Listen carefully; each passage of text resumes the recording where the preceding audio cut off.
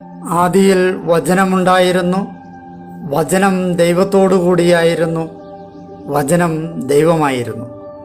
അവൻ ആദിയിൽ ദൈവത്തോടുകൂടിയായിരുന്നു. സമസ്തവും അവനിലൂടെ ഉണ്ടായി, ഒന്നും അവനെ കൂടാതെ ഉണ്ടായിട്ടില്ല. അവനിൽ ജീവനുണ്ടായിരുന്നു, ആ ജീവൻ മനുഷ്യരുടെ വെളിച്ചമായിരുന്നു. ആ വെളിച്ചം ഇരുളിൽ പ്രകാശിക്കുന്നു, അതിനെ കീഴടക്കുവാൻ ഇരുളിന് കഴിഞ്ഞില്ല. തൻ്റെ പ്രബോധനങ്ങളാൽ നമ്മെ ജ്ഞാനികളാക്കുന്ന സകലത്തിൻ്റെയും നാഥനായ ദൈവം വാഴ്ത്തപ്പെട്ടവനാകട്ടെ.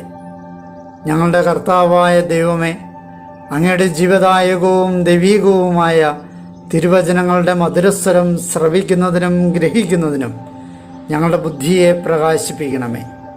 അങ്ങയുടെ വിശുദ്ധമായ പ്രബോധനത്താൽ ഞങ്ങളെ ജ്ഞാനികളാക്കണമേ. ഞങ്ങളുടെ ഇരുളടഞ്ഞ ജീവിതത്തെ അങ്ങയുടെ വചന വെളിച്ചത്താൽ പ്രകാശിപ്പിക്കണമേ. അങ്ങയുടെ വചനങ്ങളാൽ ഞങ്ങളുടെ മനസ്സിനെ ജ്വലിപ്പിക്കണമേ. ആമേൻ. ഒരു വർഷം കൊണ്ട് സമ്പൂർണ്ണ ബൈബിൾ വായിച്ച് ധ്യാനിക്കുന്ന ഒരു യജ്ഞത്തിന് നമ്മളിന്ന് ആരംഭം കുറിക്കുകയാണ്. ചരിത്രപരമായി ബൈബിൾ കാലഘട്ടത്തെ നമ്മൾ 12 ഘട്ടങ്ങളായിട്ട് തിരിച്ചിരിക്കുകയാണ്. ഒന്നാം ഘട്ടം പുരാതന ലോകമാണ്. ഈ ഘട്ടത്തിൽ 5 ദിവസങ്ങളാണ് നമ്മൾ വചനം വായിക്കുക. ഉൽപ്പത്തിയുടെ പുസ്തകം 11-ാമത്തെ അധ്യായം വരെയുള്ള തിരുവചനമാണ് നമ്മളിവിടെ കൈകാര്യം ചെയ്യുന്നത്. ഒന്നാം ദിവസമായ ഇന്നേ ദിവസം ഉൽപ്പത്തിയുടെ 1ഉം 2ഉം അധ്യായങ്ങളും 19-ാം സങ്കീർത്തനവും നമ്മൾ വായിക്കുകയാണ്. ഉൽപ്പത്തി 1ഉം 2ഉം അധ്യായങ്ങളും 19-ാം സങ്കീർത്തനവും വായിച്ചുകൊണ്ട് നമ്മുടെ ഒരു വർഷത്തെ ബൈബിൾ തീർത്ഥാടനം ആരംഭിക്കാം. പ്രപഞ്ചത്തിൻ്റെ ഉത്ഭവവും മനുഷ്യ സൃഷ്ടിയും ദൈവിക പദ്ധതിയിൽ മനുഷ്യനുള്ള സ്ഥാനവും ത്രിയേക ദൈവത്തിൻ്റെ കൂട്ടായ്മയിലേക്ക് നമ്മെ ദൈവം ക്ഷണിക്കുന്നതും തിരുവചനം നമ്മെ പഠിപ്പിക്കുകയാണ്. ഉൽപ്പത്തിയുടെ പുസ്തകം 1-ാം അധ്യായം. ദൈവം പ്രപഞ്ച സൃഷ്ടാവ്. ആദിയിൽ ദൈവവും ആകാശവും ഭൂമിയും സൃഷ്ടിച്ചു. ഭൂമി രൂപരഹിതവും ശൂന്യവുമായിരുന്നു. ആഴത്തിനു മുകളിൽ അന്ധകാരം വ്യാപിച്ചിരുന്നു. ദൈവത്തിൻ്റെ ചൈതന്യം വെള്ളത്തിനു മീതെ ചലിച്ചുകൊണ്ടിരുന്നു. ദൈവം അരുളി ചെയ്തു, വെളിച്ചമുണ്ടാകട്ടെ. വെളിച്ചമുണ്ടായി. വെളിച്ചം നല്ലതെന്ന് ദൈവം കണ്ടു. വെളിച്ചവും ഇരുളും തമ്മിൽ ദൈവം വേർതിരിച്ചു. വെളിച്ചത്തെ പകലെന്നും ഇരുളിനെ രാത്രിയെന്നും ദൈവം വിളിച്ചു. പ്രദോഷമായി പ്രഭാതമായി 1-ാം ദിവസം. ദൈവം അരുൾ ചെയ്തു, ജലമധ്യത്തിൽ ഒരു വിധാനമുണ്ടാകട്ടെ. അത് ജലത്തിൽ നിന്ന് വേർതിരിക്കട്ടെ. ദൈവം വിധാനമുണ്ടാക്കുകയും വിധാനത്തിന് താഴെ ജലം വിധാനത്തിന് മുകളിലുള്ള ജലത്തിൽ നിന്ന് വേർതിരിയുകയും ചെയ്തു. അപ്രകാരം സംഭവിച്ചു. വിധാനത്തെ ദൈവം ആകാശമെന്ന് വിളിച്ചു. പ്രദോഷമായി പ്രഭാതമായി 2-ാം ദിവസം. ദൈവം അരുൾ ചെയ്തു, ആകാശത്തിന് കീഴിലുള്ള ജലമെല്ലാം ഒരിടത്ത് കൂടട്ടെ. ഉണങ്ങിയ കര പ്രത്യക്ഷപ്പെടട്ടെ. അപ്രകാരം സംഭവിച്ചു. ഉണങ്ങിയ കരയെ ഭൂമിയെന്നും ഒന്നിച്ചുകൂടിയ ജലത്തെ കടലെന്നും ദൈവം വിളിച്ചു. അത് നല്ലതെന്ന് ദൈവം കണ്ടു. ദൈവം വീണ്ടും അരുൾ ചെയ്തു, പുല്ലും വിത്തുള്ള സസ്യങ്ങളും വിത്തോടുകൂടിയ അതദിനം ഫലം ഉൽപ്പാദിപ്പിക്കുന്ന ഫലവൃക്ഷങ്ങളും ഭൂമി മുളപ്പിക്കട്ടെ. അപ്രകാരം സംഭവിച്ചു. പുല്ലും അതദിനം വിത്തും മുളപ്പിക്കുന്ന സസ്യങ്ങളും അതദിനം വിത്തുൾക്കൊള്ളുന്ന ഫലം ഉൽപ്പാദിപ്പിക്കുന്ന വൃക്ഷഗണവും ഭൂമി പുറപ്പെടുവിച്ചു. അവ നല്ലതെന്ന് ദൈവം കണ്ടു. പ്രദോഷമായി പ്രഭാതമായി 3-ാം ദിവസം. ദൈവം അരുൾ ചെയ്തു, പകലും രാത്രിയും തമ്മിൽ വേർതിരിക്കാൻ ആകാശവിധാനത്തിൽ ജ്യോതിസ്സുകൾ ഉണ്ടാകട്ടെ. അവ കാലങ്ങളും ദിനങ്ങളും വർഷങ്ങളും കുറിക്കുന്ന അടയാളങ്ങളാകട്ടെ. ഭൂമിയുടെ മേൽ പ്രകാശം ചൊരിയാൻ അവ ആകാശവിധാനത്തിൽ ജ്യോതിസ്സുകളായിരിക്കട്ടെ. അപ്രകാരം സംഭവിച്ചു. ദൈവം 2 മഹാജ്യോതിസ്സുകൾ ഉണ്ടാക്കി. പകലിനെ ഭരിക്കാൻ വലിയ ജ്യോതിസ്, രാത്രിയെ ഭരിക്കാൻ ചെറിയ ജ്യോതിസ്, കൂടാതെ നക്ഷത്രങ്ങൾ. ദൈവം അവയെ ആകാശവിധാനത്തിൽ സ്ഥാപിച്ചു. അത് ഭൂമിയുടെ മേൽ പ്രകാശം ചൊരിയാനും ദിനരാത്രങ്ങളെ ഭരിക്കാനും വെളിച്ചവും അന്ധകാരവും തമ്മിൽ വേർതിരിക്കാനുമായിരുന്നു. അത് നല്ലതെന്ന് ദൈവം കണ്ടു. പ്രദോഷമായി പ്രഭാതമായി 4-ാം ദിവസം. ദൈവം അരുൾ ചെയ്തു, ജലം ജീവഗണങ്ങളെ കൊണ്ട് തിങ്ങി നിറയട്ടെ, പക്ഷികൾ ഭൂമിക്ക് മീതെ ആകാശവിധാനത്ത് പറക്കട്ടെ. അങ്ങനെ ദൈവം ഭീമാകാരങ്ങളായ ജലവ്യാളികളെയും ജലത്തിൽ പറ്റം ചേർന്ന് നീന്തുന്ന വിവിധയിനം ജീവികളെയും സൃഷ്ടിച്ചു. അതോദിനം പക്ഷിവൃന്ദത്തെയും സൃഷ്ടിച്ചു. അവ നല്ലതെന്ന് ദൈവം കണ്ടു. ദൈവം അവയെ ഇപ്രകാരം അനുഗ്രഹിച്ചു: പെറ്റുപെരുകി സമുദ്രജലത്തിൽ നിറയുവിൻ, പക്ഷികൾ ഭൂമിയിൽ വർദ്ധിക്കട്ടെ. പ്രദോഷമായി പ്രഭാതമായി 5-ാം ദിവസം. ദൈവം അരുൾ ചെയ്തു, ജീവജാലങ്ങളെ, അതായത് കന്നുകാലികൾ, ഇഴജന്തുക്കൾ, കാട്ടുജീവികൾ എന്നിവയെ ഇനമനുസരിച്ച് ഭൂമി പുറപ്പെടുവിക്കട്ടെ. അപ്രകാരം സംഭവിച്ചു. ദൈവം ഇനമനുസരിച്ച് ഭൂമിയിലെ കാട്ടുജീവികളെയും കന്നുകാലികളെയും മണ്ണിലെ സർവ്വ ഇഴജന്തുക്കളെയും ഉരുവാക്കി. അത് നല്ലതെന്ന് ദൈവം കണ്ടു.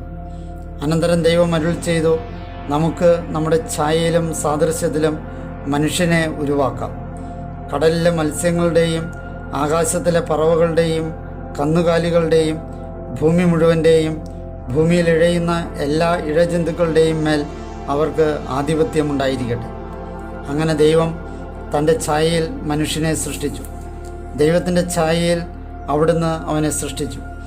ആണും പെണ്ണുമായി അവരെ സൃഷ്ടിച്ചു. ദൈവം അവരെ അനുഗ്രഹിച്ചു. അവരോട് ദൈവം അരുളി ചെയ്തു, പെറ്റുപെരുകി ഭൂമിയിൽ നിറഞ്ഞ് അതിൽ വാഴുവിൻ. കടലിലെ മത്സ്യങ്ങളുടെയും ആകാശത്തിലെ പറവകളുടെയും ഭൂമിയിൽ ചരിക്കുന്ന സകല ജീവികളുടെയും മേൽ ആധിപത്യം പുലർത്തുവിൻ. ദൈവം വീണ്ടും അരുൾ ചെയ്തു, ഇതാ ഭൂമുഖത്തെവിടെയും വിത്തുൽപാദിപ്പിക്കുന്ന എല്ലാ സസ്യങ്ങളും എല്ലാ വൃക്ഷങ്ങളും വിത്തുൽപാദിപ്പിക്കുന്ന വൃക്ഷത്തിൻ്റെ ഫലങ്ങൾ ഞാൻ നിങ്ങൾക്ക് നൽകുന്നു. അവ നിങ്ങൾക്ക് ആഹാരമായിരിക്കും.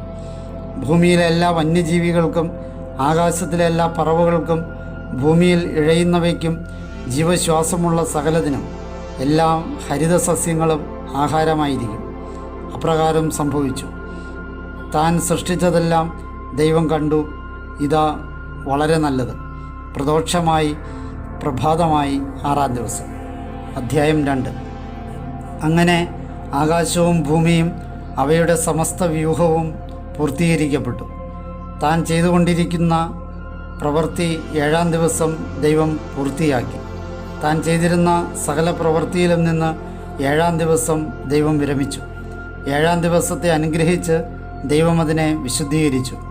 എന്തെന്നാൽ അന്ന് താൻ ചെയ്തുകൊണ്ടിരുന്ന സകല സൃഷ്ടികർമ്മത്തിലും നിന്ന് ദൈവം വിരമിച്ചു. ആകാശവും ഭൂമിയും സൃഷ്ടിക്കപ്പെട്ടപ്പോൾ അവയുടെ ഉൽപ്പത്തിക്രമം ഇതായിരുന്നു. ഏദൻ തോട്ടം.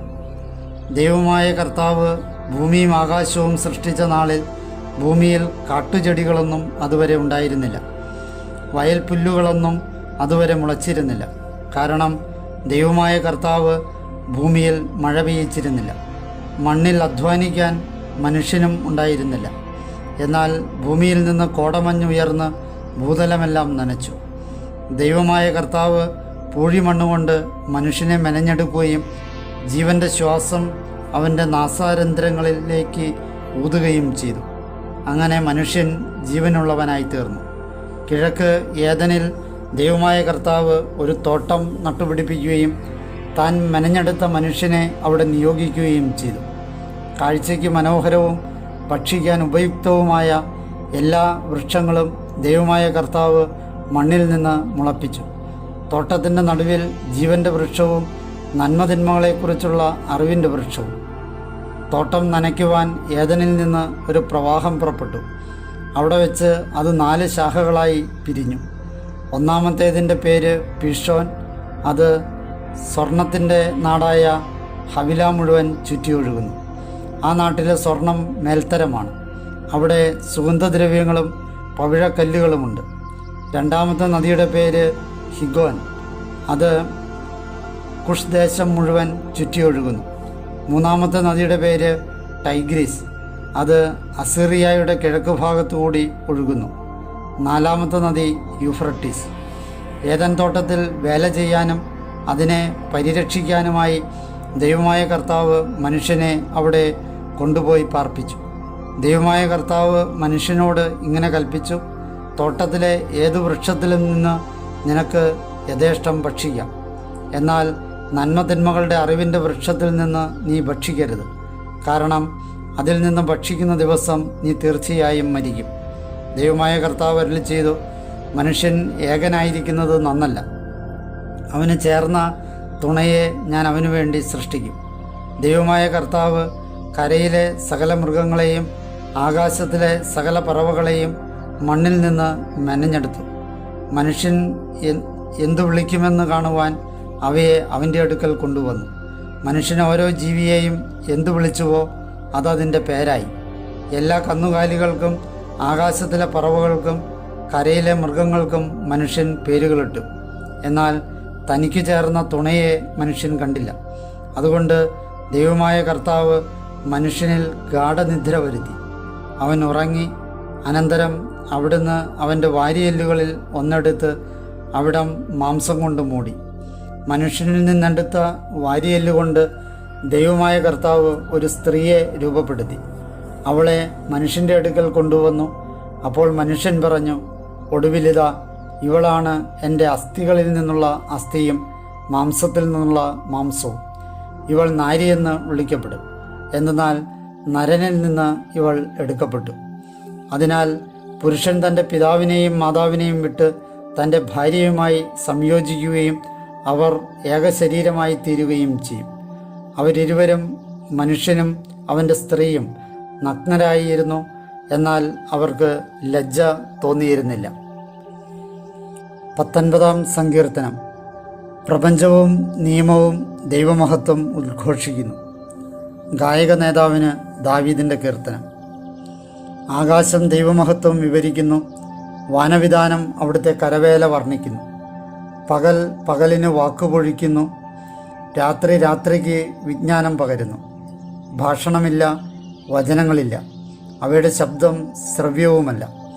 അവയുടെ നാദം ഭൂമി മുഴുവനിലേക്കും പുറപ്പെടുന്നു. അവയുടെ വചസ്സുകൾ ലോകത്തിൻ്റെ അതിർത്തിയിലേക്കും. അവയിൽ അവിടുന്ന് സൂര്യന് ഒരു കൂടാരം സ്ഥാപിച്ചിരിക്കുന്നു. അവൻ മണവറയിൽ നിന്ന് പുറപ്പെടുന്ന മണവാളനെ പോലെയാണ്. ഓട്ടക്കളത്തിലോടുന്ന കരുത്തനെ പോലെ അവൻ പ്രസന്നനാണ്. ആകാശത്തിൻ്റെ ഒരറ്റത്തു നിന്നാണ് അവൻ്റെ പുറപ്പാട്. അവയുടെ അതിർത്തികൾക്ക് മീതെയാണ് അവൻ്റെ അയനം.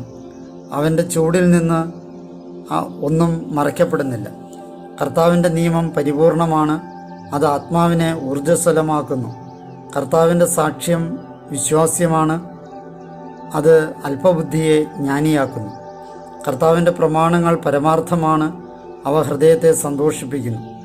കർത്താവിൻ്റെ കൽപ്പന തെളിവുറ്റതാണ്, അത് കണ്ണുകളെ പ്രകാശിപ്പിക്കുന്നു. കർത്തൃഭയം ശുദ്ധിയുള്ളതാണ്, അത് എന്നേക്കും നിലനിൽക്കുന്നു. കർത്താവിൻ്റെ ന്യായവിധികൾ സത്യമാണ്, അവ ഒന്നടങ്കം നീതി നിർവഹിക്കുന്നു. അവ പൊന്നിനെയും തങ്കത്തെയും കാൾ അത്യഭികാമ്യമാണ്. അവ തേനിനെയും കിനിയുന്ന തേൻകട്ടയേക്കാൾ മധുരമാണ്. അവയിലാണ് ഈ ദാസനും പ്രകാശിതനാകുന്നത്. അവ പാലിക്കുന്നവർക്ക് ഏറെ സമ്മാനമുണ്ട്. എന്നാൽ അബദ്ധങ്ങൾ ആർക്ക് ബോധ്യപ്പെടും? മറഞ്ഞിരിക്കുന്ന അബദ്ധങ്ങളിൽ നിന്ന് എന്നെ കുറ്റവിമുക്തനാക്കണമേ. ഒപ്പം ധിക്കാരികളിൽ നിന്ന് അങ്ങയുടെ ദാസനെ മാറ്റി നിർത്തണമേ. അവ എന്നെ ഇരിക്കട്ടെ. അപ്പോൾ ഞാൻ തികവുറ്റവനായിരിക്കും, മഹാപരാധങ്ങളിൽ നിന്ന് കുറ്റവിമുക്തനുമായിരിക്കും. എൻ്റെ ശിലയും വീണ്ടെടുപ്പുകാരനുമായ കർത്താവെ, എൻ്റെ അധരോക്തികളും ഹൃദയവിചാരങ്ങളും തിരുമുമ്പിൽ പ്രീതികരമായി ഭവിക്കട്ടെ.